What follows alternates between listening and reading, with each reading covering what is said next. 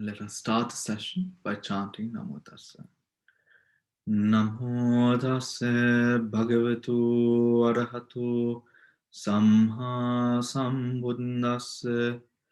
Namo Tassa Bhagavatu Arahatu Samha Sambuddhassa. Namo Tassa Bhagavatu Arahatu Samha Sambuddhassa.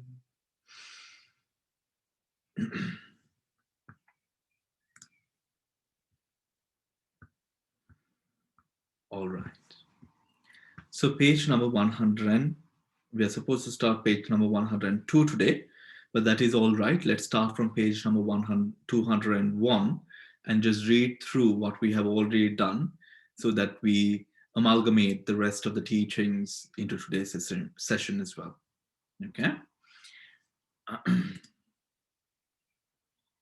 Lovely. So page number 201, productive Janaka Kamma. Productive karma is wholesome or unwholesome volition, which produces resultant mental states and karma-born materiality, both at the moment of rebirth linking and during the course of existence. At the moment of conception, productive karma generates the rebirth linking consciousness and the karma-born types of materiality, constituting the physical body of the new being. During the course of existence, it produces other resultant chittas and the continuities of karma-born materiality,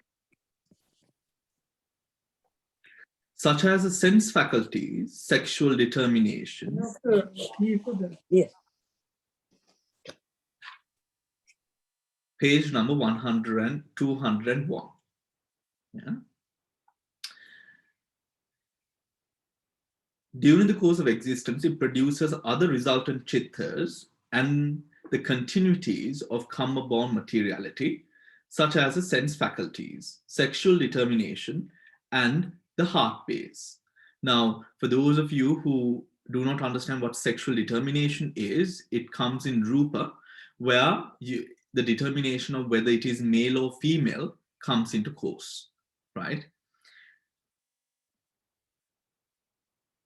Only a karma that has attained the status of a full course of action can perform the function of producing rebirth linking. But all wholesome and unwholesome karmas, without exception, can produce results during the course of existence. Now, when we talk about, and we did speak about the Karmapatha, something that I am reminded of is the story of the Buddha during the time of a Bodhisattva. There are certain meritorious acts which were done by the Bodhisattva and has to be done by a Bodhisattva in order to attain enlightenment. One of those actions or one of those karma bearing actions are it's known as Asadrusha Mahadana. I think you might have heard the Sinhala term, Asadrusha Mahadana. Now, what is a Asadrusha Mahadana? Usually, a Ashadrusha Mahadana is only performed once during the entirety of a Buddha Sasana. So during the Gautama Buddha Sasana, it is only done once. During previous Buddha Sasanas, again, it is only done once, right? It is somewhat like the Moneyya Pratipada. I don't know if you heard about the Moneyya Pratipada. Moneyya Pratipada is when, again, a very, very rare practitioner, a person who entails or chooses to follow the Moneyya path of practice is a person who takes up the practice of practicing all the 13 austerity practices in a Buddha Sasana. right? And during the time of the Bodhisattva, the Monai, usually these practitioners are very short-lived. Their lifespans are not that long because of the difficulty of the practice. Now, one might imagine that even that Venerable Mahakassapa, who was foremost in his practices of the Dhutangas, or the austeric practices, was one who performed the Monai Pradapada. He actually wasn't.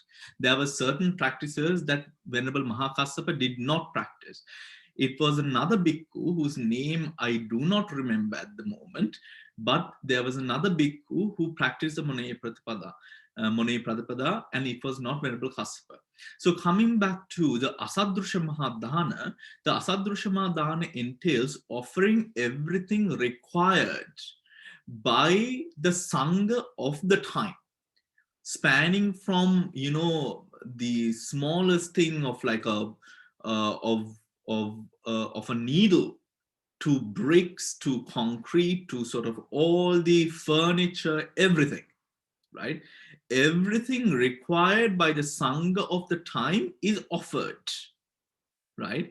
Now, the Buddha, because it falls under one of the practices that the Bodhisattva must do, the Buddha practiced this as a manokamma, not a physical kamma, right? So when I read about, when we just read about the Kammapata, this is one of the stories that came into mind, where the Buddha's inclinations towards a practice was so strong that he was able to do this just through mind, right? This might not be possible for us. Why? Because of the weakness in our determination, weakness in samadhi, weakness in panya, and weakness basically because of the weakness of the faculties. The mind is unable to focus so strongly upon a dhamma, a phenomena, which is actually not there, right? It is said that he was able to produce all what was necessary in terms of kamma through the mano kamma, or the mano, the sort of the contemplative, meditative sort of aspect of that puja, right? Which was done through all the faith that he could muster. Let us move on. Page number 201, for those of you who have just come in. Supportive upantambaka kamma. We have done this, but we are just going through to just go into other types of kamma. Supportive kamma is kamma which does not gain an opportunity to produce its own result, but which, when some other kamma is exercising a productive function, supports it by enabling it to produce its pleasant or painful results over an extended time without obstruction, or by reinforcing the continuum of aggregates produced by another kamma. For example, when through the productive function of wholesome kamma one is reborn as a human being, supportive kamma may contribute to the extension of one's lifespan and ensure that one is healthy and well provided with the necessities of life. When an unwholesome kamma has exercised its productive function by causing a painful disease, other unwholesome kamma may support it by preventing medicines from working effectively, thereby prolonging the disease. When a being has been reborn as an animal through the productive force of unwholesome kamma, supportive kamma may facilitate the ripening of more unwholesome productive kamma of the painful results, and also may lead to an extension of lifespan so that the continuity of unwholesome resultants will endure long. Now, we have already done this last week. Do you have any questions before we move on?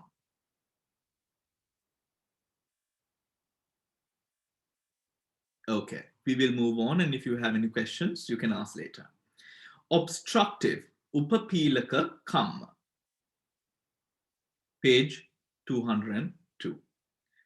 Obstructive kamma is kamma which cannot produce its own result, but nevertheless obstructs and frustrates some other kamma. It cannot produce its own result, but nevertheless can obstruct or frustrate some other karma. By frustrate, what it means is it doesn't make the result easy to come about, right? So it doesn't completely cut it off, it just makes it a very difficult endeavor, right?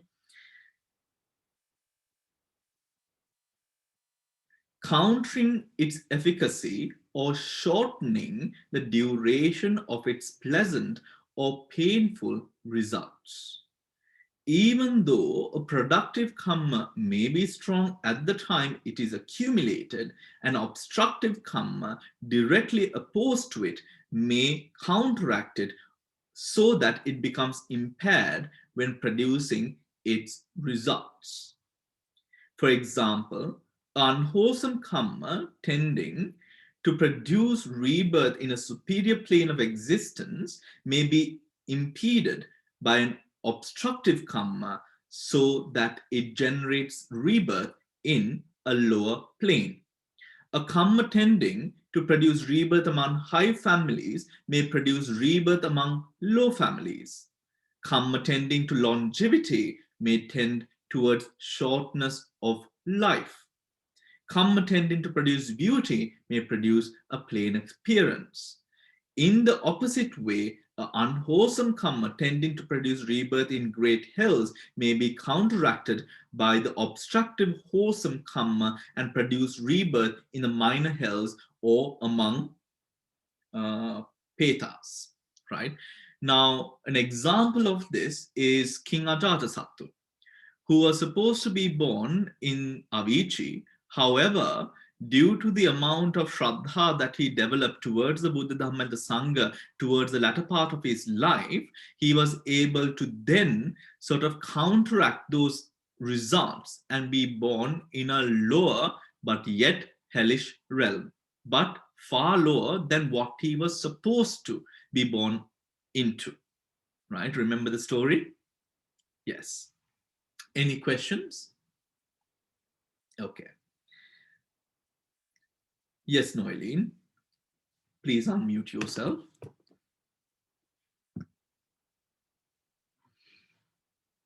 After killing his father, did he not go to Avicii?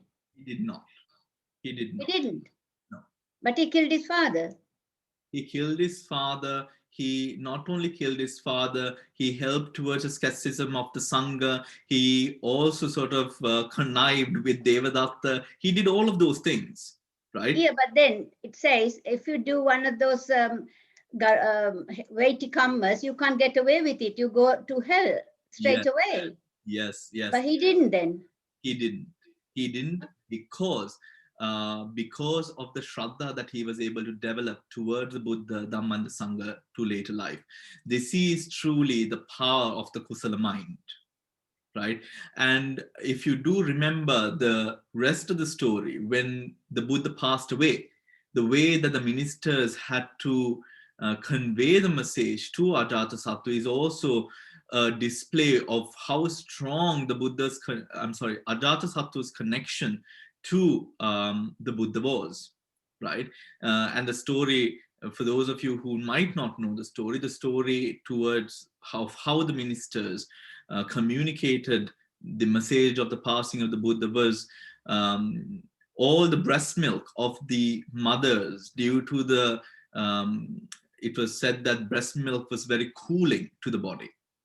So all the breast milk of the kingdom was actually collected by the ministers, and the boats, like it was like Oru. In Anuradhapura, you see these Oru, you know, where it's like these sort of hollowed out stones of sort. But these were sort of properly made of wood. And these were filled with breast milk. And Ajatasattu was asked by the minister sort of get in. And it said that there were 7 of these sort of containers of breast milk. And it was only at the 7th one that Ajatasattu was actually able to sort of take up the sort of the message, because he fainted in all 6 previous ones, right? Because he just couldn't believe or fathom that his beloved teacher, now the Buddha, had passed away. Yeah. So this is said to be the power of the Kusala mind, right? And it of course applies to all of us as well, right? It applies to all of us as well. And this is even now, if we go into a story which is of lesser theatrics and dramatic, less dramatic in nature, go to the stories of the Petavattu, which speaks about, for example, when uh, a gati nimitta arises, there are these practices where you are to sit beside the person and read to them from their book of merits, for example, or sort of show them sort of beautiful sights or remind them of the good that they have done, right? Now, that is also again the power of the Kusala mind. It is a very similar aspect with Ajatasattu's story. However, Ajatasattu's karma was far greater, right? Because of the fact that he killed his, or had his father killed. Thank you, Bhante. Bhante, Yes, Anna. is there another version of the Bimbisara story? Because when we went to India on a pilgrimage, we were told when King Bimbisara knew Ajatasattu was coming to kill him, he didn't want the son to kill him and do a lot of bad karma, and he killed himself. Is that right? I have heard the same. And actually, the person who said that was my tour guide. Yeah, it was a tour guide. Right? And I remember tour guide saying this, and I was with another monk, Venerable Panya Sobana, who you all have met already. I looked at him and I was like, what is this man saying? And then he told me, because he had been in India and all of these things, he said, that is a story that they know. Right? So maybe I don't know how to answer your question correctly to say, okay, in exact, but our story relates to the fact of how Bimbisara was murdered. But the Indian story has a different angle to it. Right? Yeah. I agree, Bhante. Yeah. Because there was this movie that was produced about the life of Buddha recently by an Indian person, and it said the same thing, that he knew the son was going to kill him, so he killed himself. When his food was brought in by the person, he had a knife and he took it and killed himself. Yeah. Because he didn't want the son to have that karma. I don't know whether you watched Slumdog Millionaire. but No, I didn't see that movie, but this is a recent movie. It's about Buddha. It was very well done. Slumdog Millionaire has nothing to do with the Buddha, but I remember I know. the young fellow who was doing the tour guiding for the foreigners who had come to see these sites. He tells he makes up a story, and the foreigners, we've not heard that, we've heard this. They're all bloody liars. So maybe I will check that up and then tell you what aligns with the story, with the Tipitaka. But I do know that there are certain stories that are found in the earlier Sri Lankan editions and then the Chattasangayana editions, and some of these stories are not found in both of the texts. They're only found, for example, with regards to the Bodhisattva, the karma behind the Buddha not having water to drink, right? Now, the reason for that is not mentioned in the Sri Lankan Tipitaka, but it is mentioned in the Chattasangayana, which is the Burmese Tipitaka, and it says, as a bodhisattva, the Buddha sees a goat, or I don't know, a deer, I think it was a deer drinking out of a pot of water by the river's, not by the riverside, but he was drinking out of a dirty pot of water. The Bodhisattva, seeing that he was drinking out of a dirty pot of water, kind of, of course, it was through the fact of, okay, let this animal not drink dirty water. However, he kind of, made this whole sort of, sound and sort of howling, kind of chasing the deer away from the water. It says that that was a karma which affected the Buddha at his last life, as of course a Buddha, where he did not have water to drink, right? That speaks of the akusala chetana, which goes into any sort of aggressive physical intimation, which is created in the process of an act, although the volition for the act might have first begun through a positive volition. Do you understand what I mean? Yes. So for example, I mean, a lay mundane example is, a mother hits the child with the volition of correcting the child. However, in the process of producing the physical action with that aggression of hitting is a akusala mula kriya. Akusala, a bodily function rooted through an akusala chitta. That akusala chitta can be powerful. Even hitting your son to correct. Even hitting your, the thing is, because this is a, we know through the process of the mind, we have different chitta vitis. And the different chitta vitis, although they are, yes, interconnected by nature, however, at that moment, what is the energy that is produced? Right? That energy is going to produce its own set of results. Right? Because of course we know the impulsions, the javanas, and the javanas have their own chittas at each different stage that are going to work with the javanas in order to produce whatever it is producing. Right? So at the moment that you're arousing this sense of anger, this sense of annoyance, that moment is unwholesome. Right? That moment is unwholesome. If we think about the Chakravarti, right? The Chakravarti, the universal monarch. Remember that the universal monarch cannot be the universal monarch without his treasures, right? Because remember, the treasures are, what are the treasures? The treasures, the gem treasure, the wife, the minister, the son, the elephant. Did he have a horse as well? I remember a horse. Right? Anyway, 7 treasures, right? Seven treasures. These treasures are, for example, it is said, the minister or the son feels when someone within the kingdom has a thought to harm or go against the king. And then the minister, the son, that whole retinue would then handle the situation in a way where the king is protected. Remember, it is because of that protection that then the universal monarch can enact the fact of whatever he is doing, which is actually put for thought. Don't you think? All right. Excuse me, Bhante. Yes, Sujata. Just to clarify something. When you say universal monarch, do you mean he runs the whole world?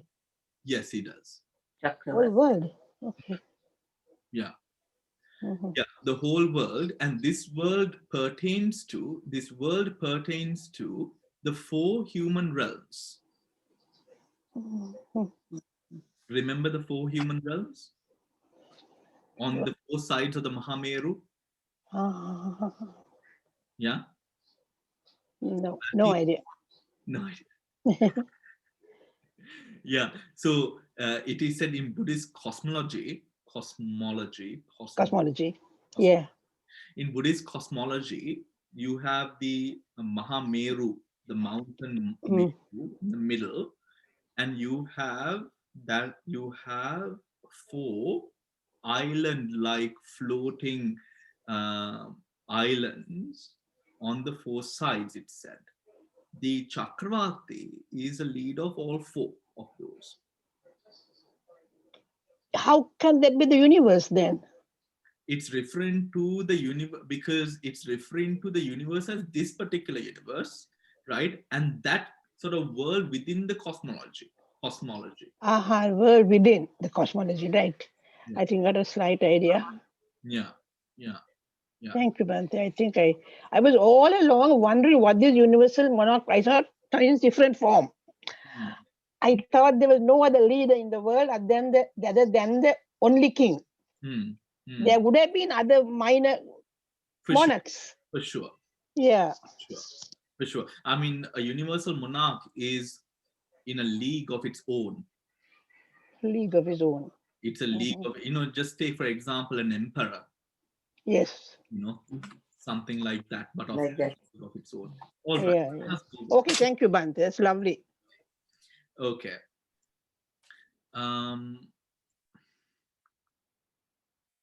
Okay.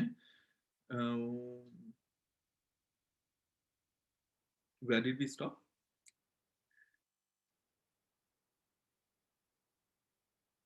Okay. During the course, so obstructive karma, second para. During the course of existence, many instances have been found of the operation of obstructive karma. For example, in the human realm, such karma will obstruct the continuum of aggregates produced by karma, facilitating the maturation of karma that results in suffering and causing failures in regard to poverty and wealth or family and friends. Example, etc. In the lower realms, obstructive karma may counteract the rebirth producing karma, contributing to occasions of ease and happiness. Right? Let's read that again. During the course of existence, many instances may be found of the operation of obstructive karma. For example, in the human realm, such karma will obstruct the continuum of aggregates produced by karma, facilitating the maturation of karma that results in suffering and causing failures in regards to property and wealth or family and friends, etc. In the lower realms, obstructive karma may counteract the rebirth producing karma, contributing to occasions of ease and happiness. Contributing to occasions of ease and happiness, right?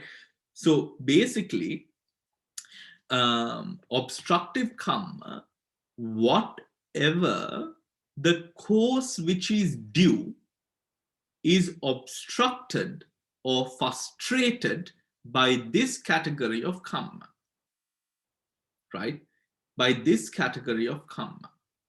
It can make things difficult or it can make things easier as well, in both ways, right? In both ways. Something that I am reminded of is, for example, in mindfulness research, it is concluded that when a person who might have not yielded to the medicines, the treatment, when the person starts meditating, now the treatment becomes much, much more effective, right? Becomes much, much more effective. The medicines that are taken, the chemotherapy and the different other therapies, in dealing with pain, in subduing pain, in every way, the treatment becomes easier. This can also, of course, there are biological sort of processes that are in place connected to the mind and that sort of higher sense of awareness. However, there can also be, as we know, the heart, the mind, we don't know where the mind is, the heart, the gut, the brain, it has this electromagnetic waves, these sort of waves that sort of go through and sort of affect everything which is within us and around us. This can have an effect, or karma in that way can also be sort of understood in a similar manner, I feel like, because of the kusala chitta, right? Because of the kusala chitta. Because kusala chitta has a very, very powerful way of bringing about good results or lessening the effects of karma to a certain degree, right? To a certain degree. The power of the kusala chitta. Now, I think in Sri Lankan culture, we also have this saying that when I think this sort of very it's quite ignorant. However, it can make sense in this part. it says people who become monks are people who have hatara kendare palvela. Right, so so meaning that the 4 main quarters of the astrological chart are empty. So when it is empty, what it means is you are not able to earn, you will not have good relationships, you know, basically a life of disaster and sadness. and it is those kinds of people who sort of got ordained. And I remember, I actually, oh my gosh, yes, I actually remember someone asking this from my mother when my mother told a friend who had come home that I want to become a monk, and of course that she's dead against it.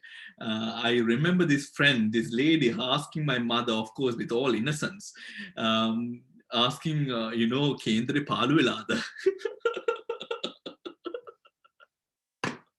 My mother hit the roof. I think that was the last time they communicated. And of course, later on, I was scolded as well. Look at what you're doing. You're ruining the family name, all of that, you know. Now who's talking?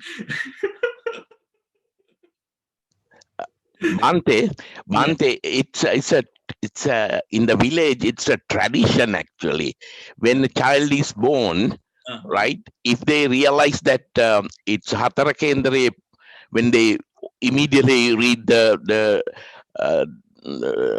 Kendra, and when they realize that it's empty Hatara Kendra, then they offer the child to the temple. So that's actually without any knowledge of that, the parents do the decision. Actually, they offer the child to the temple. So that's another tradition in the village. Yeah. In Burma as well, if you are born on a Saturday, you are considered useless. Okay. Born on a Saturday. The Buddha was born on a Friday. So because usually Friday borns are quite talkative. Yeah. I mean, these are all superstitions, but it's interesting and it's good humor, I imagine. All right, so let us continue. Any other questions? Okay. Any people? Hatara kendare palvela inna metana.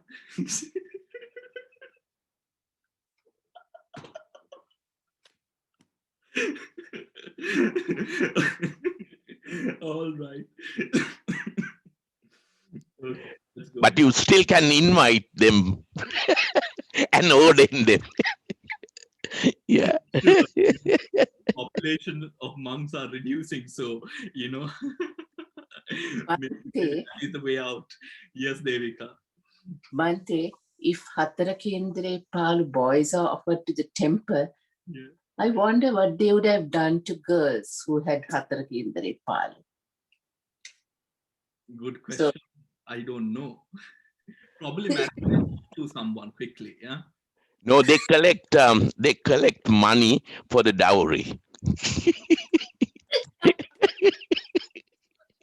So they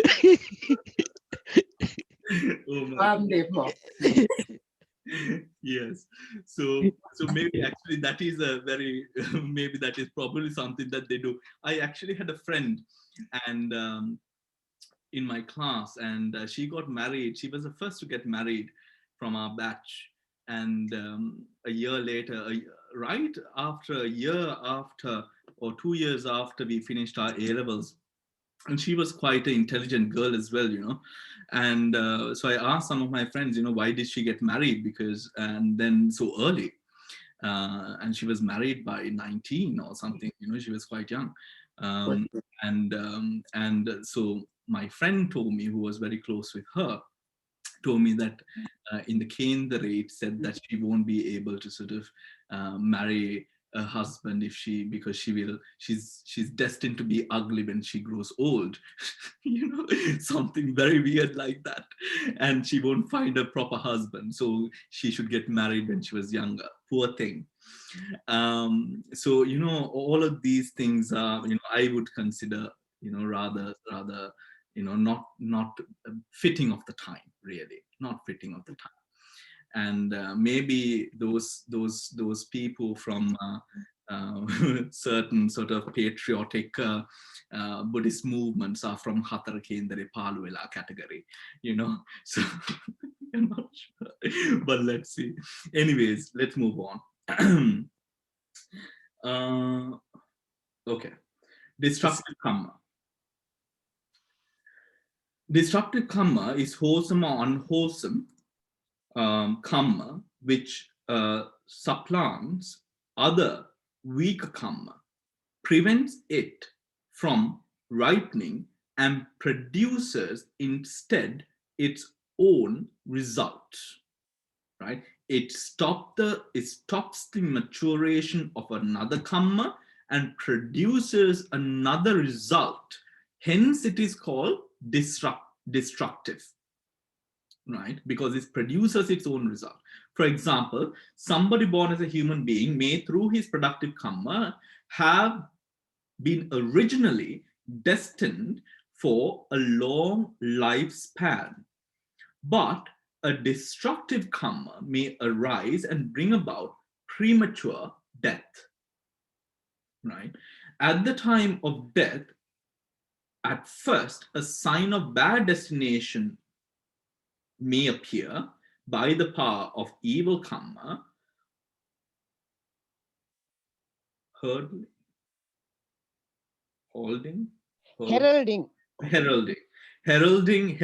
a bad rebirth. But then a good karma may emerge, expel the bad karma, and having caused a sign of a good destination to appear, produce rebirth in a heavenly world. On the other hand, a bad karma may suddenly arise, cut off the productive potential of a good karma, and generate rebirth in a woeful realm. According to Lady Sayadaw, destructive karma can also be responsible for cutting off the efficacy of any of the sense faculties, the eye, ear, etc., causing blindness or deafness, etc., and can also cause sexual mutation. Sexual mutation is the changing of gender organically, spontaneous change of gender, right? Which you might remember happening concerning Venerable Mahakatchayana to the merchant whilst Mahakatchayana was taking a bath in the river, because Mahakatchayana was the most handsome within the Sangha. The merchant arouses a sense of lust towards the body of Mahakatchayana. Owing to this akusala, which arose within his mind, he undergoes a spontaneous sex change, a complete sex change at that very moment, where then he flees and lives off in a distant village and only returns after having asked for forgiveness from Mahakatchayana later on. And when Mahakatchayana did forgive him, he is said to have changed back to his original sex.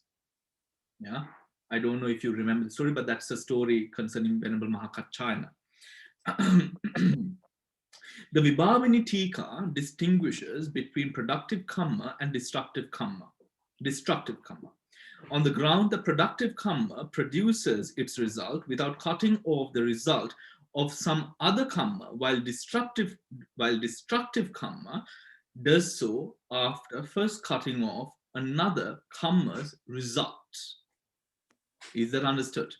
Again, the Vibhavini Tika distinguishes between productive karma and destructive karma on the ground that productive karma produces its result without cutting off another karma's result. Whilst the obstructive karma cuts off another karma result before producing its own. Got it? Yeah. Yes.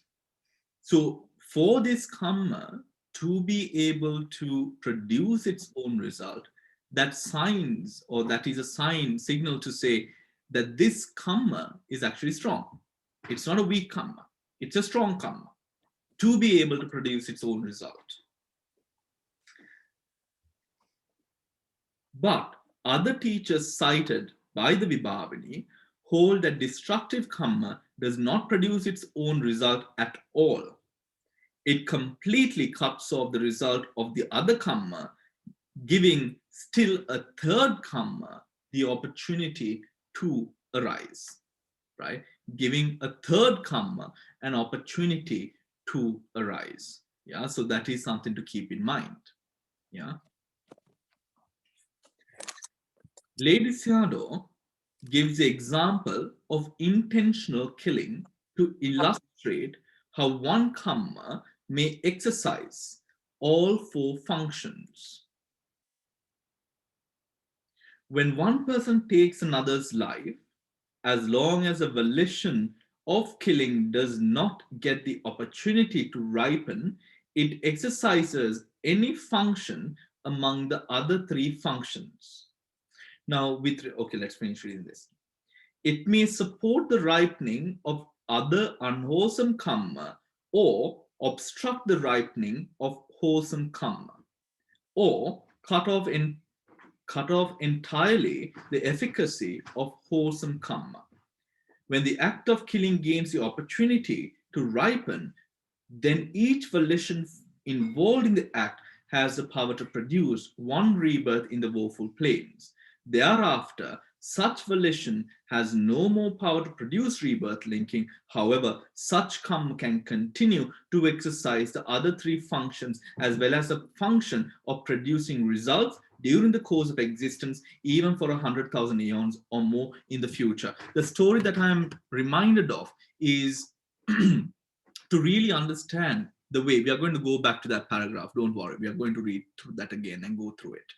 But something that I want to add is within the Mahavagga, where the Mahavagga is part of the Vinaya Pitaka, right? Within the Vinaya Pitaka, when it comes to the parajika of brought about by stealing, right?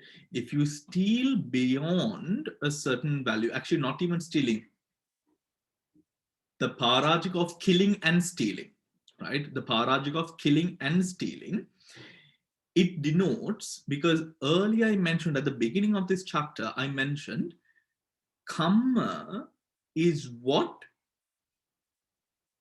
It is through karma that the offense is also incurred, right? So when we would say an offense is incurred, that incurring, if incurring is even a word, is done through the karma which is or which has transpired through the action, right?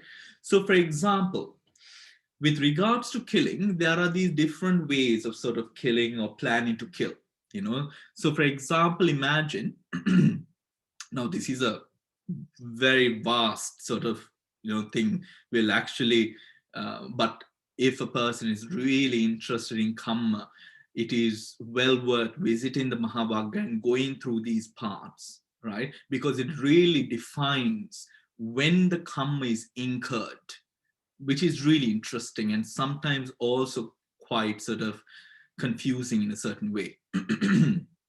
Imagine the act of stealing, right? There is a way, or one of the ways that the karma of stealing, one of the ways, there are many ways, one of the ways that the act of stealing is incurred, or the karma of stealing is completed, is through a motion called Thana Chavaya. Thana Chavaya means is sthaning Isthanya venas kirima. Right? Thana chaveya. Thana means isthana or the place. Chaveya means removing. Right? So removing. Right? Now let me take this. So just imagine this is a countertop or whatever it is, right? And we have my tea here, right? The tea is color coded to my robes, by the way. So we have the tea here, right? So Thana Chaveya is, now you see the measurement of the, so the bottom, the width of the bottom of the this jar, right? So let's say now with the act or with the thought, volition of stealing, you remove it, right? Now you pick it up. Is it stealing? Not yet. When does the stealing happen? It is said, when you complete, now you remember this width, when this crosses that area or that position that it was in, is it stealing now? No, completely removed, right? Now, it is said because the vinaya, the karma won't happen up until the action is completed, right? That is one example. Maybe one day, we can do a talk on this, to sort of go into all these different categories. It's quite vast. The act of killing, now that was stealing. The act of killing is, let's say, you dig up a hole in the ground, a booby trap, right? You dig up a hole, and one of the ways that the karma of killing is incurred is, the question is, okay, when is it incurred? Because now you can dig a hole somewhere and you will leave, right? I mean, it's not like today, isn't it? You don't have the coroners coming and all of these things, right? You don't know whether the person died or not. So when is the karma incurred? Now, please don't take, I'm only giving these as examples. This is a very vast area, right? So this is not the only way. There are many ways, right? Depending on the scenario. So don't take it as final. So one of the ways is when you dig that hole, let's say the plan is to dig a hole out to put a sort of a, the leaves or whatnot, and to sort of hopefully to plant a knife or I don't know, spikes at the bottom of the pit, and then to cover it up and so that the person walks and falls into the hole and dies, right? That's the plan, right? So then the question is asked in the Vinaya, when is the act, or when does the karma incurred where now it influences the sila, where you become parajika, right? With this example, it is said, it is at the moment the last soil is kind of shoveled out. That is when the karma is incurred. But now, no one is dead yet. The karma has been incurred. Yeah, quite weird, isn't it? Bhante, but I thought that they say not, it's about the Chaitana karma, because so the Chaitana was to kill, it hasn't happened yet. That's the thing. Now, how do you know? Now the Chaitana, now the Kammapata needs to be fulfilled. However, the Kammapata needs to be fulfilled, but in an instance such as this particular instance, you don't know whether the death happened. How do you know? Right? Yes, you can you can revisit it or whatnot. The thing here is setting up the trap itself with the volition to kill. In the mind, when you have completed the whole, this man is going to die. It is in that way, it is said, at the last sort of shoveling out the soil, the last bit of soil, the karma is incurred. and the person is Parajika, right? There are different other ways as well, right? There are different other ways as well. For example, another example I will use, don't confuse yourself, just general knowledge for now. We'll maybe have some talk later on to sort of go into the nitty-gritties of this. Another example is this. In the dark, the house is dark, your parents are home, whatever. You hear some noise, you think it's a thief. The house is completely dark. Let's say now the person, right, let's say the mother also gets up and is now moving around the house because of whatever noise.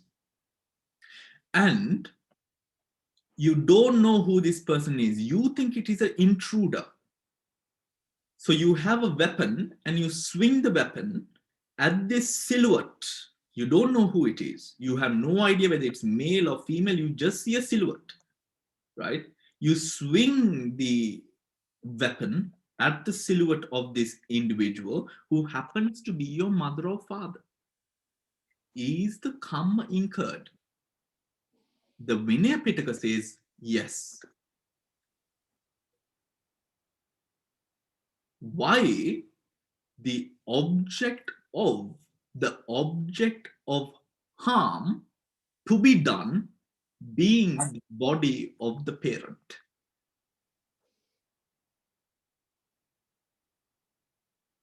The object of harm being the body of the parent. Let's connect that to another example which is connected to the same. Let's say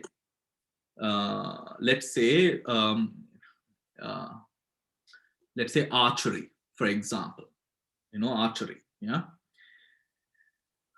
Your mother or your father is there by the side, yeah. But you are aiming at, let's say, an animal.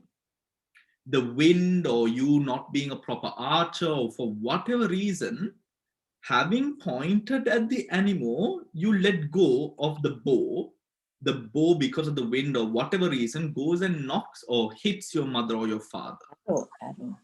Arrow. The arrow, sorry, the arrow, yeah. The arrow and goes and hits your mother or father, whilst when you aimed it at the animal.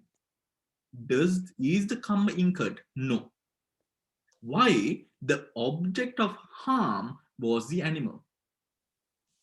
But in the first example, the object of harm was this body which happened to belong to the mother. You did not know. However, the body was, the individual was your mother. It is, so then this relates to, in Atimata, there is this sort of syllable which says Attimata, Attipita, Nattimata, Nattipita, meaning there is a mother, there is a father, there isn't a mother, there isn't a father, right? Both are true, right? Both are true. So then, then it is like it goes on to explain what is Attimata, Attipita. This is Attimata, Attipita, meaning there is a true connection between the child and the parent. This connection is not like any other connection. There is some spiritual, unseen connection between the parent and the child.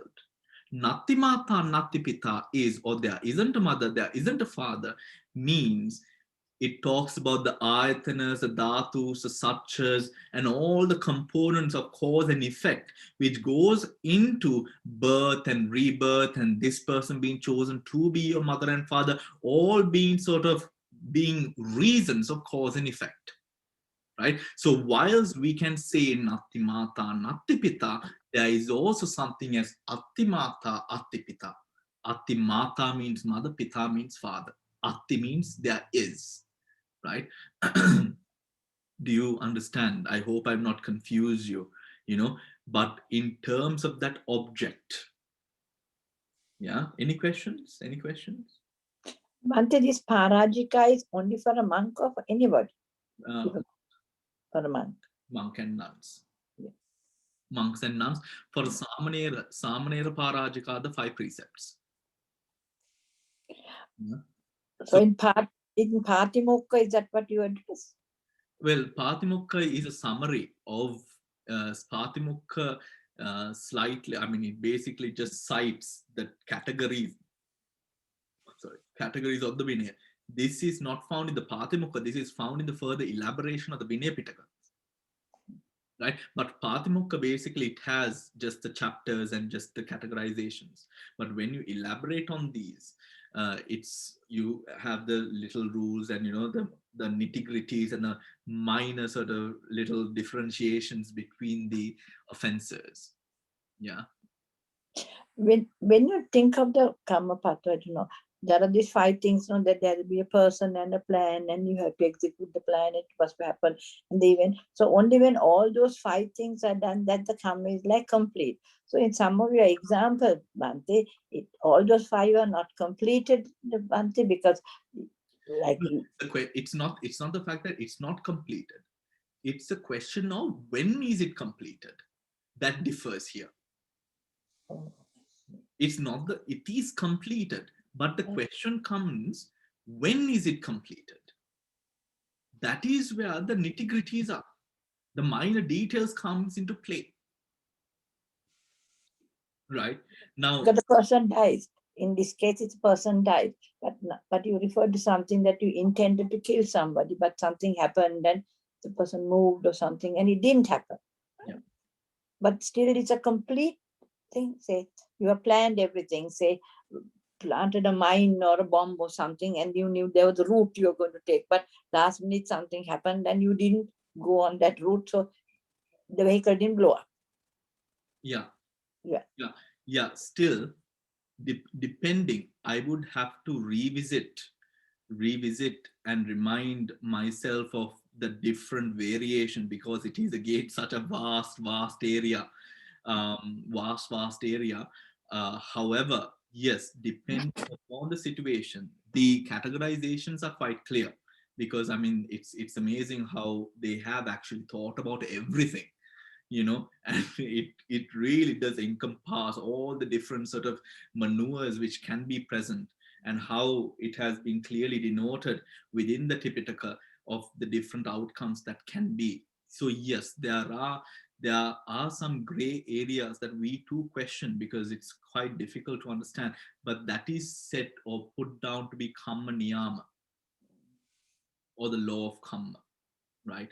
For the law of Kamma. I can't remember with regard to the bow, I can't exactly remember when. I think as if my memory is correct, I think with regards, let's say now the archer is sort of shooting the arrow out to kill the animal.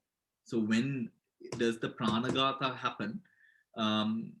There was one variation where it said the span or the width of the arrow, when it passes beyond that width, that the karma can be incurred, right? Because sometimes this is the full. Now, the person dying, and there are certain other instances. I don't want to go into this because I'm not prepared for it, because I don't want to say anything which is false. It's there are so many different roadways, because sometimes it's not about the person dying.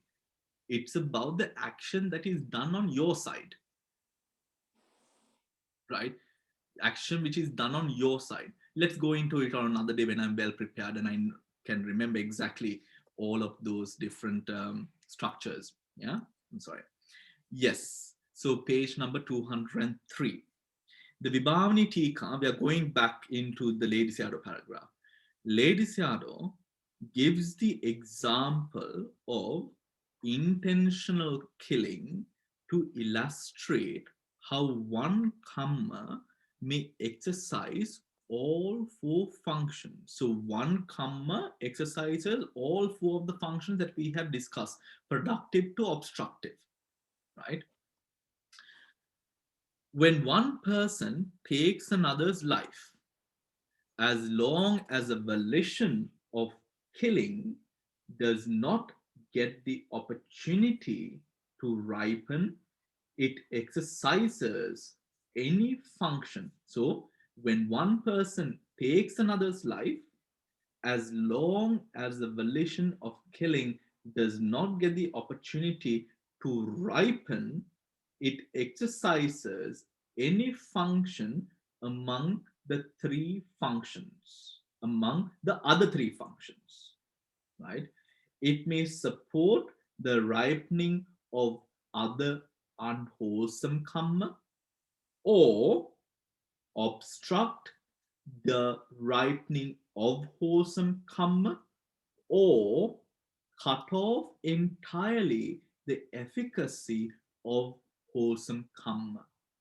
By what it means when saying it has not fully ripened is, it is not at a stage where it can produce garuka or productive karma, because that is the most ripened form of karma, where it can create rebirth linking and karma born materiality, right? When it has not ripened, it can do the other three that I mentioned, apart from the garuka or the productive karma. When the act of killing gains the opportunity to ripen, when the act of killing gains the opportunity to ripen, then each volition involved in the act has the power, each volition involved in the act has the power to produce one rebirth in the wholesome planes. One rebirth in the wholesome planes. Woeful planes. Woeful planes. Thereafter, such volition has no more power. Thereafter, such volition has no more power to produce rebirth linking. However, such karma can continue to exercise the other three functions, as well as the function of producing results during the course of existence, even for 100,000 eons or more into the future. Did you understand that? Now, when we say that when he receives or gains the rebirth in a hellish realm, right, we say he encountered or he endeavored through the hellish realm for so many eons, right? That the Garuda karma first arose, the supportive karma kept on loving him to maintain himself there, right? Prolonging that effect, right? Prolonging that effect. Remember that one does not die as we would in the human realm, in the woeful realms. Why? Because you are there to experience pain, right? To experience pain. Why are we here? We are here to experience sensual pleasure, right? Right? To experience sensual pleasure. So when the span of that karma is no more, then we will now no longer be able to experience sensual pleasure. Yeah. Now, when we often do not take care of ourselves, when we often do not take care of our mind, what happens is, what could happen is, our ability to continue experiencing these sensual pleasures may also be weakened, right? Remember of the times where youthfulness amongst humans was much more prolonged than it is now, right? Than it is now, because of the longer lifespan, right? Now, with the sort of the weakening of these kusalas, we are reborn within times where we are unable to experience the pleasures as much as our forefathers, the ancient people, were able to. Yeah. Okay.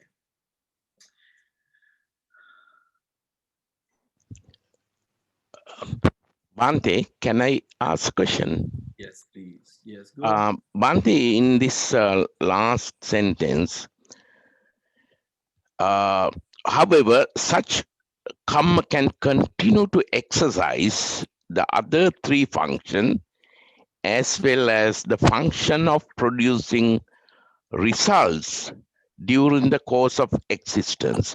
That is pravritti karma. Function of producing results during the course of existence.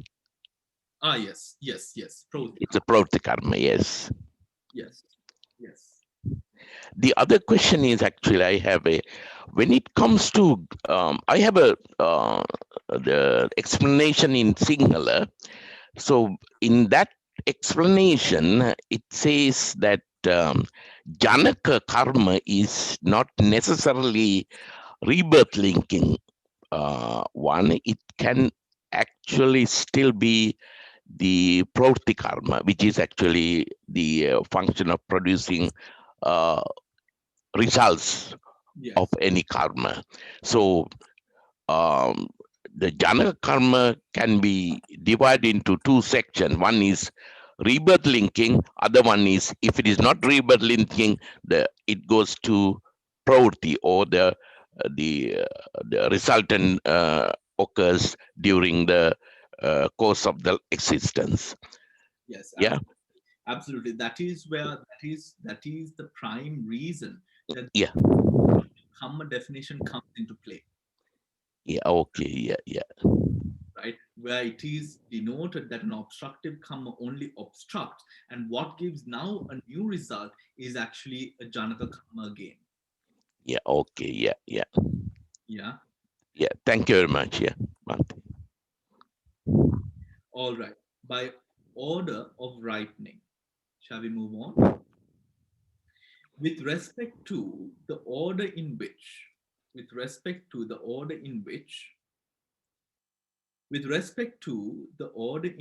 effect of karma takes place, there are 4 types of karma. So before we move on to this section, does anyone have anything to clear up with what the 4 that we have already done? Is it clear?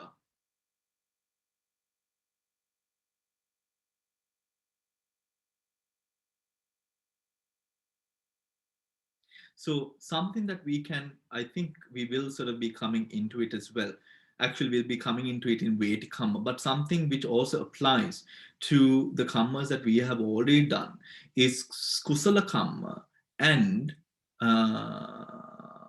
lokottara karma. I'm sorry, laukika karma and lokottara karma. Right now, with regards to the actions or the result producing, the obstructive, all those types of karmas that we have already discussed, the lokottara karmas or the supramundane karmas are always far more powerful than the karmas which are based on sensual pleasure or lokiya. Right? This is where, when it comes to an enlightened being or through practice, certain karmas can now no longer be able to give its effect or create a result, right? So for example, if the mind, now none of us are destined to attain enlightenment as a worldly being. What we are really destined for is to experience and to enjoy and to experience pain with regards to the 5 senses concerning the sensual pleasures or that which is sensual, right? That is a prime reason why this world is called the Kama Loka, right? The Kama Loka. Dependent upon these sensualities or these different types of experience, we define them as those which are painful or those which are pleasurable, right? I was listening to a very interesting, it was a point of view.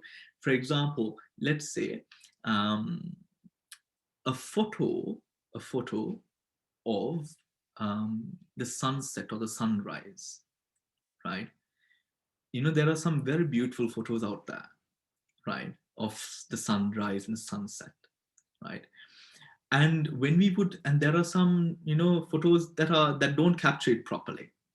Probably if we take it from our normal cameras, it might not be that beautiful, but if it is taken from a proper camera with the proper settings and by a proper photographer, maybe it would be much rather beautiful than us actually trying to capture it from an iPhone camera, for example, right?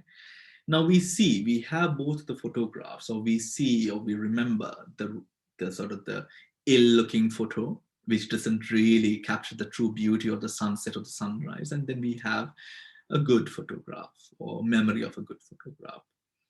Do we ever sort of look, because we have seen good photographs before, or the true beauty of a sunrise somewhere around the world, or maybe even from our homes, having seen something like that, do we ever account the photograph or the state of the photograph to the true beauty of the sun?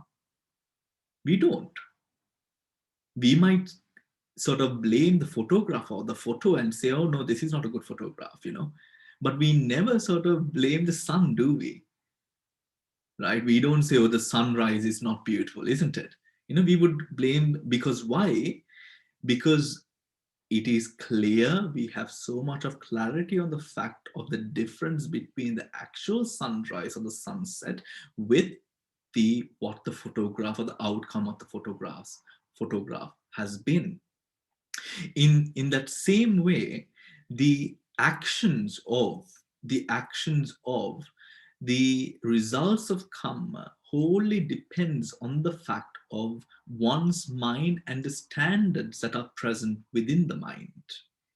While certain standards are that which we are used to, when those standards are not reached, now we might think that it is something which is bad. But in actuality, it is only that it is weak, not that it is bad. You understand what I mean? It's like, for example, for a person who has always been able to afford, let's say, he has always been able to afford an iPhone, for example, right? So buying another iPhone is, it's not much. It's just that, it's just that. There's no conversation about it. But then for a person who has always stuck to, let's say, the iPhone standard, now is given, let's say, I don't know, some other lower brand of phone, which is, not an iPhone to use, right? Now that can be, for that or through that person's perception, that can be quite a blow, right? Quite a blow. But in actuality, that is not bad. It is just weak. Weak compared to what? Weak compared to the standard that you are used to, the standards that you have set, right? Which I thought was a very interesting perspective, isn't it? It's like, for example, massagers. When you've traveled the world and when you've got very good massagers, it's very difficult to sort of find the right person to massage you, right? Because you know exactly what is good, you know exactly the right touch, you know exactly what is the right pressure that works for you. You're very picky with it, right? No one can really satisfy the right touch in terms of a good massage. But for a person who's never been massaged, even just maybe just a bit of claws on your skin might feel like, oh, that feels good. Because why? We haven't set that standard as yet in our mind, right? We haven't set that sort of level. So that gives us a perspective into the reality and also what is make-believe in that sense. It is like, for example, a person in finance thinking that the world is real. If you're in finance, you should know that the world is not real, that the world is all about make-believe figures, isn't it? Think about it. If you are a person who knows maths, who knows finance and how all of that works, it's all on projected figures. How on earth are you expecting what we hear, smell, all of this that we experience, that is true? It's not. Just a food for thought. Okay, let's move on. Okay. By order of ripening. With respect to the order in which the effect of karma takes place, there are 4 kinds of karma, namely weighty, death proximate, habitual, and reserve karma. Guide to para 19. the order in which the effect of karma takes place. This section concerns the order of precedence amongst different karmas in taking on the role of generating rebirth linking in the next existence. Vetikama, Garuka. Vetikama is karma of such powerful moral weight that it cannot be replaced by any other karma as the determinant of rebirth. It cannot be replaced. It's so powerful. On the wholesome side, this karma is the attainment of jhanas. On the unwholesome side, it is a 5 heinous crimes together with a fixed wrong view that denies the basis for morality. Right? Basis for morality. Ajatasattu's case being an anomaly. Right? An anomaly. The 5 heinous crimes, Anantariya Kamma, are parricide, matricide, the murder of an arahant, the wounding of the Buddha, and maliciously creating a schism in the Sangha.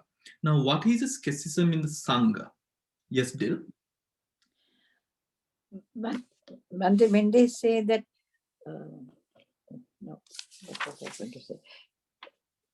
Yeah. When they say that wholesome Vetikama is attainment of the jhanas, why not the sainthoods like so on and so on? Why is it only the jhanas?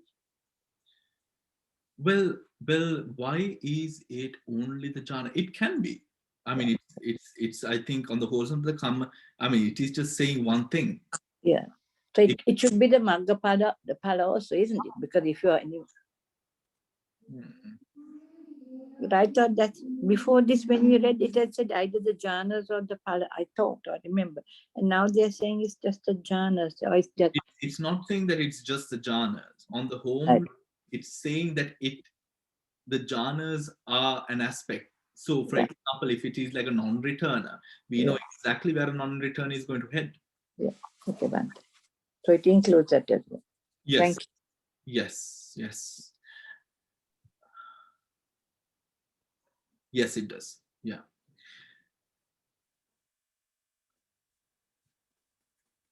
Yes, it does. Because remember, even a non-returner, if he wishes for something different, he can wait within, or he can be reborn within a certain plane of his choosing, if the wish is there. Same with the jhanas.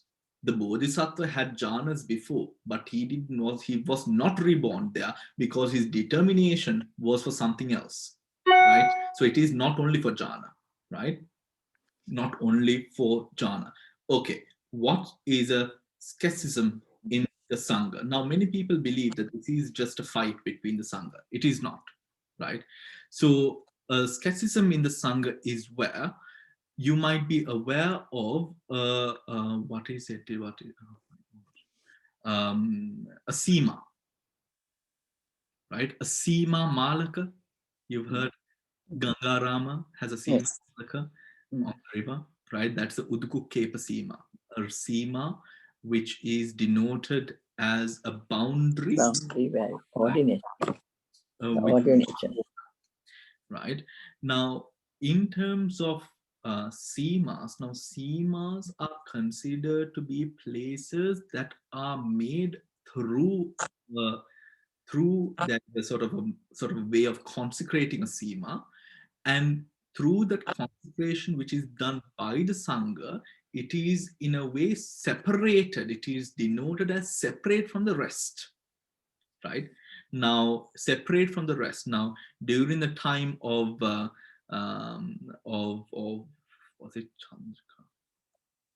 I think it was during the time of that President Chandrika's regime, during the time of President Chandrika's regime, something that they did, or something that the Sangha did, was they had or requested the president to allocate a piece of land and register it as a separate city on its own, wholly for the purpose of consecrating a Sima.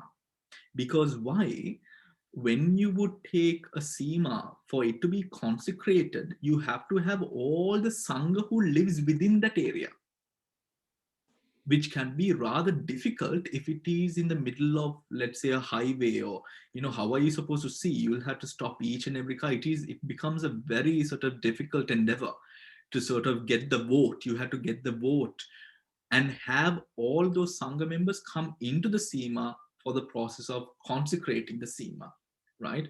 Now, it is within a Sima that all the most powerful Vinaya Kammas known to the Sangha are done, right? Are done. A skepticism within the Sangha is where the Sangha will not hold a Sima Vinaya Kamma together. It is done when, now let us take a set of bhikkhus are doing a Vinaya Kamma within the same Sima, within the same boundary, and this boundary is consecrated through a Vinaya Kamma. The Sangha, a part or the one group of Sangha is doing a Vinaya Kamma within this boundary, and another group is doing a Vinaya Kamma within the same boundary. That is a skepticism in the Sangha. This denotes a division within the Sangha. I'm telling you this because I've heard so many times, oh, we don't want to create a skepticism. That, just because two monks are fighting is not a skepticism. A skepticism happens when the Sangha is not agreeing with each other, or two groups or three groups or more groups of the Sangha are created, right? Now, for example, something that happened, and it is of very bad karma to the person. Now, something that happened to me in Bodh Gaya is there was these devotees who were doing this khatina in Bodh Gaya. So, they invite, I was in Sri Lanka, I was in Burma at the time, or Sri Lanka, I can't remember. And anyway, I was flown in with another sort of group of monks as well. And so most of these monks were from the Siam Nikaya, right? And I was the only Burmese sort of Swaji Nikaya monk who was there. And so after the offering of the Katina Chivara, we all sort of went into, now I was not aware of all of this, so, I mean, they were quite nice. They were not at all rude to me.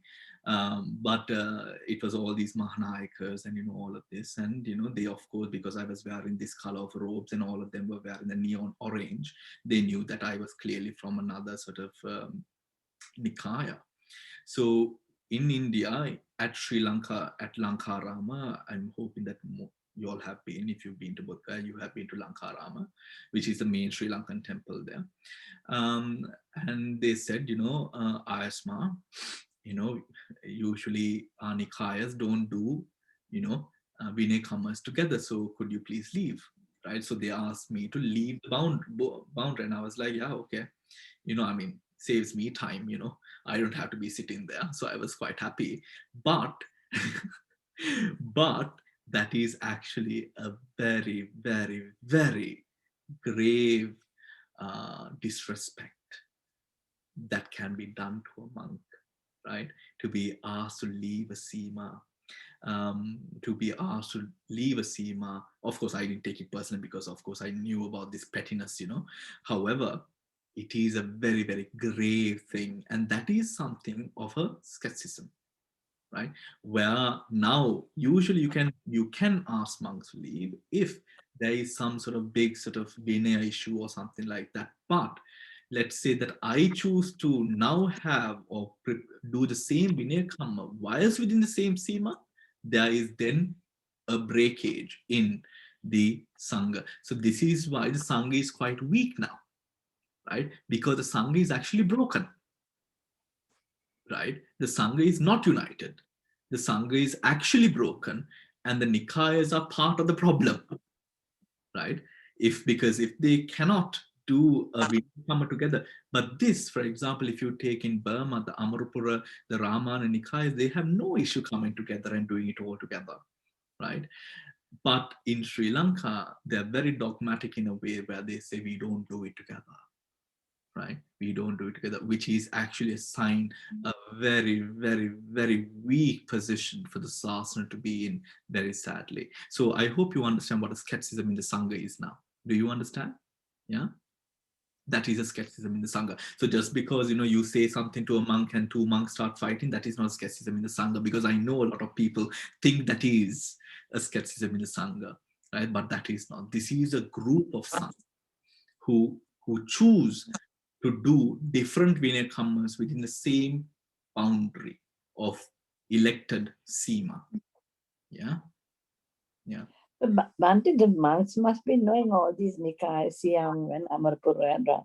They know it, and they know about all this, how serious I it don't think so, is. because not all the monks read the monastic code, no? So, you know, so it is quite difficult to imagine that they also might be knowing the severity of what they are doing. But yes, I guess maybe some of them do know, you know, but some of them do know. Because they are very particular about the Nikaya, even to the temples here. You have to be of a particular Nikaya to get. That's what they do. They don't like people Oh, come. yeah. It's wild. I mean, that is because you're not sure of who has a pure. Because if there is, now let us say now in an ordination ceremony, if there is a monk within the ordination ceremony, this is quite off topic, but still it's okay. If there's a monk within the group of bhikkhus who has an impure or has entailed a parajika offense, it makes, let's say I'm the one who's getting involved, ordained, my ordination is invalid. Right? My ordination is invalid. So actually in the, for example, there was an issue in the Sri Kalyan Yogashram Samstha, which is now in Abhidhamma Swamin Wahanse's, you know, group of monks, where there was a string of Buddhist flags which had been there from 2004 or 2007 to 2011, 2002 to 2008. There was this string of flags which had been connecting the boat, because we get ordained on a boat, right? Which is known as a Uduku Kepa Sima, a Sima on a river, a flowing water. So all the monks who were ordained during that period were reordained. So it was quite a shock to all of us, because all these theras who were, you know, at the time that we used to get ordained, you know, they were getting reordained and they were now becoming more junior than us. And we were like, you know, and then when you had to call them aus, so because they're very strict on the hierarchy, when you had to call them aus or something like that, you know, it just breaks your heart, you know, because these are the elders that you looked up to. Right? So all of them got reordained. They were all deemed as unordained. You know, so it's a very, very, very strict thing. That is why if they do not know of someone, they do not allow them to come in. Now, for example, there were certain venerables even within the yoga ashrama who were considered to not be pure, you know, if you know what I mean. And they were not allowed, even from the yoga ashrama, they were not allowed to step into the boat. Right? They were not allowed to step into the boat, because if anyone has some sort of doubt, my ordination is invalid. You know, because an ordination can only be conferred if the group of monks are pure. That is why they're so strict on it. You know, that is why they're so strict on it. Yes, so it's 8:30. Any questions? Bhante, Yeah. a quick question, Bhante. I was just wondering, now during Buddha's period, this Nikaya, this system was not existing. No? So then how did this come in, this crime, this was included? Well, the Nikayas only existed after, or came into being after, usually after colonial, Yeah. after the sort of the effects of colonialism Colonial, yeah, that word, system, yeah. right? Because Yeah. usually even in Burma, in India, and all of these positions, that is when the disrupting of the Sangha came being, and it is where the ordination was brought. That is how the Nikayas were essentially made. But the thing is, the government later on adopted the Nikayas in a way that of official recognition. With that,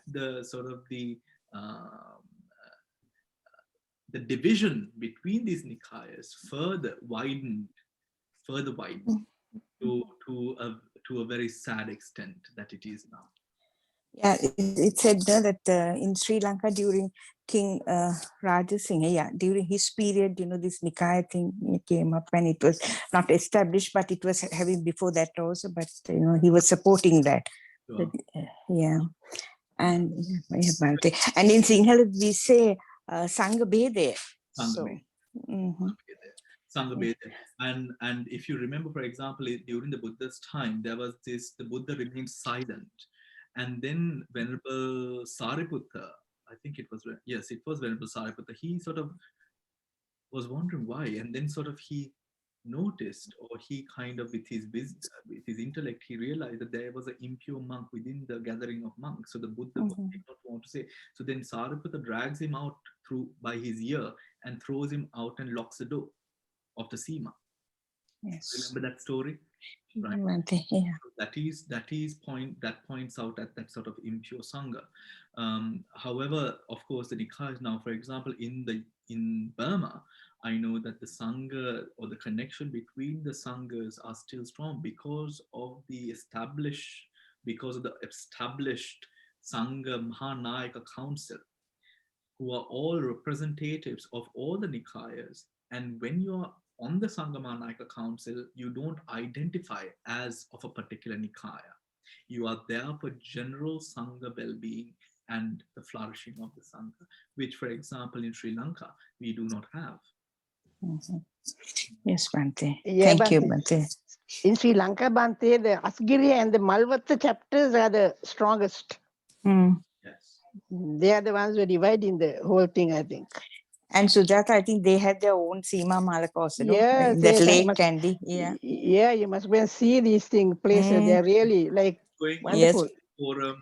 A very bad experience that I think we all have that, isn't it? Yeah, why not? I heard it in my home. So yes, so it is because, for example, within the the management of the Sangha, according to the Vinaya, the management of the Sangha really falls upon the Sangha. And the Sangha has so much power that they can, in any time, at any given time, outvote a person of prominent power from that sort of power, position of power, and elect another person. In today's society, we don't see that happening at all. Why? Because the Sangha is weak. Yeah, the Sangha has become weak. So, anyways, that's another sort of area we will. Yes, Bhante. Thank you, Bhante. But yes, thank you very much. So, all right. So I'll see you on Wednesday. Take care. Goodbye. And heads up, you will be receiving the agenda for the retreat. We are having the retreat will be from 8 a.m. to 9 p.m. Right? 13-hour retreat, which will fall on the 26th of May. On the 26th of May, wholly focused on meditation, samatha, vipassana, and vipassana. You will be receiving an email with all of that soon. I have just done the retreat plan and schedule and the time, all of that. Right? So yes, excited. Take care and all the very best. Goodbye. Thank you, Bhante.